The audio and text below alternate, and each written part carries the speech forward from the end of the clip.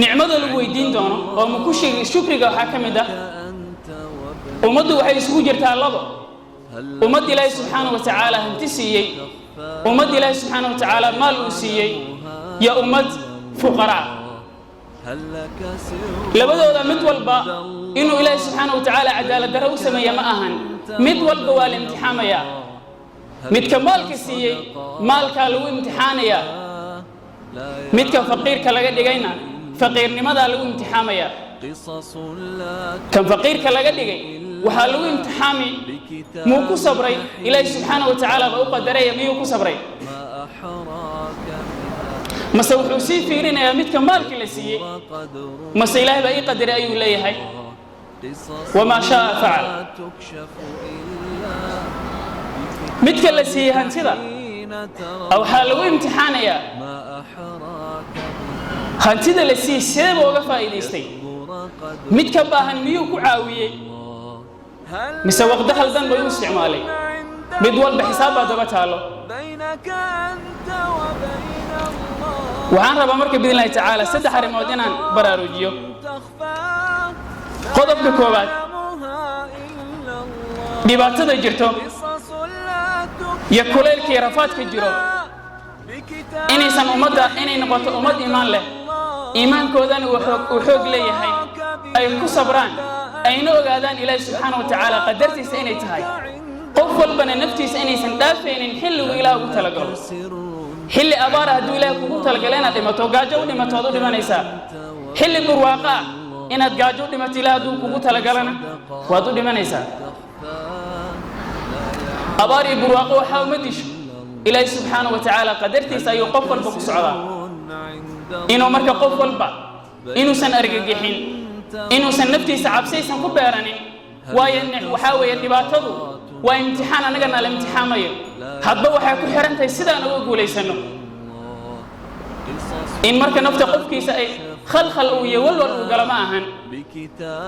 midda labaad dadka ilaahay subhanahu wa ta'ala uu maalkii hantida siiyay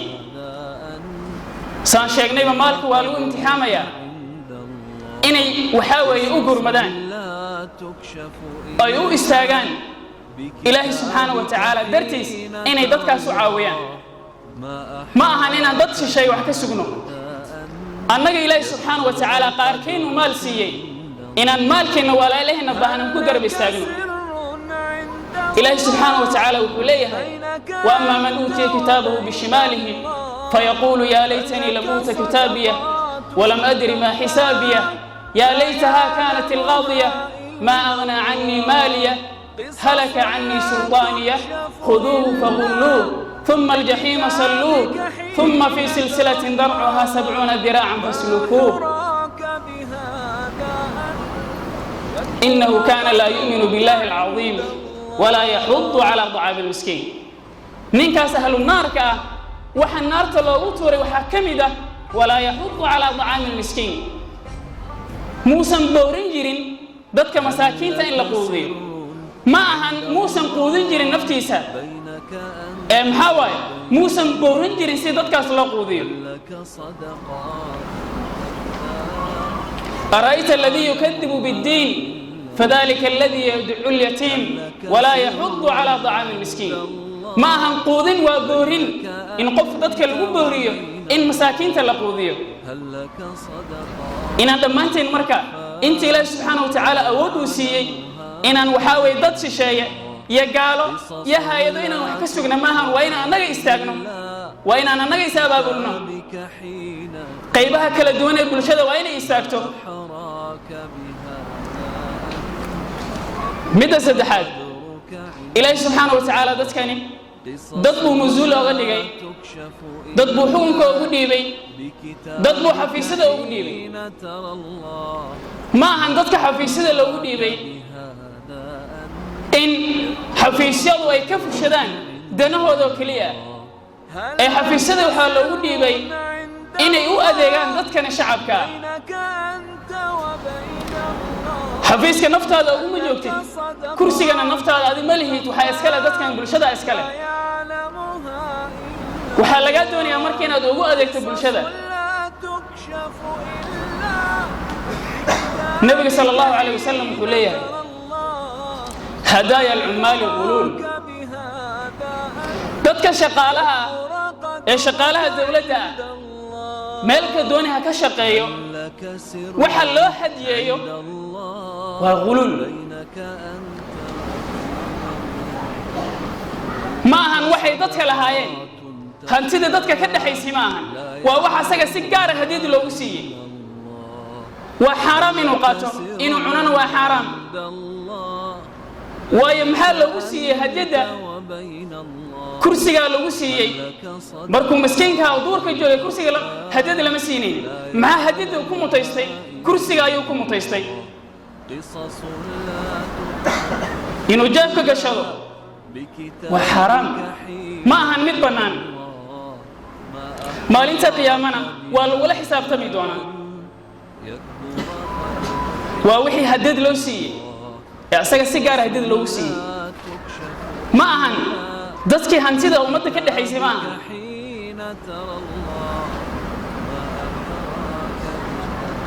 haddii aan fikirno oon maskaxdeena dib u fiirino imise ayaa ka soo xaroota bisha magaalada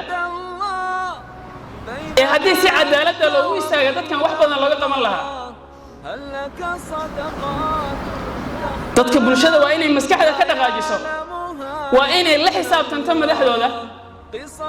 waa inay isweydiiso waxa nagala qaadayo xagee bay ku baxaan kowda bisha lagu fiirin canshuurta hadii laga waayo waa ganaax iyo xarig adiga maxaa ku diiday inaad tiraado war waxaad igu ganaaxis xageed kaysay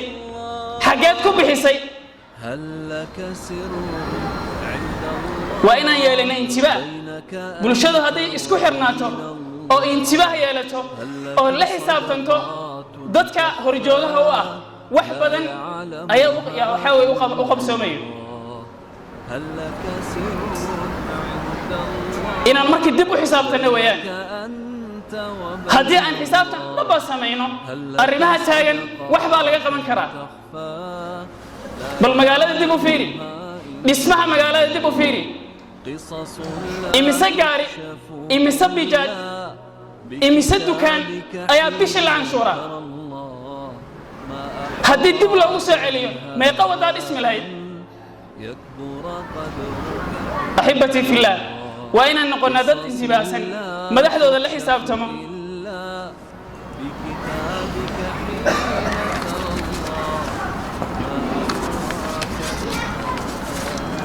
عباد الله إن الله وملائكته يصلون على النبي يا أيها الذين آمنوا صلوا عليه وسلموا تسليما اللهم صل على محمد وعلى آل محمد كما صليت على إبراهيم وعلى آل إبراهيم إنك حميد مجيد اللهم ارض عن الصحابة أجمعين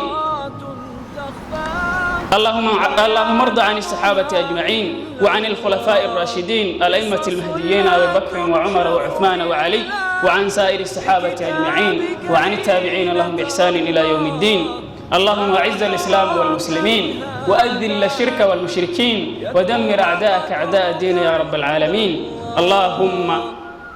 ألف بين قلوب المسلمين على الحق يا أرحم الراحمين اللهم أنت الله لا إله إلا أنت الغني ونحن الفقراء أنزل علينا الغيث ولا تجعلنا من القانطين اللهم أسقنا غيثا مغيثا هنيئا مريئا نافعا غير ضار عاجلا غير آجل اللهم اسق عبادك وبهائمك وانشر رحمتك واحيي بلدك الميت يا رب العالمين عباد الله إن الله يأمر بالعدل والإحسان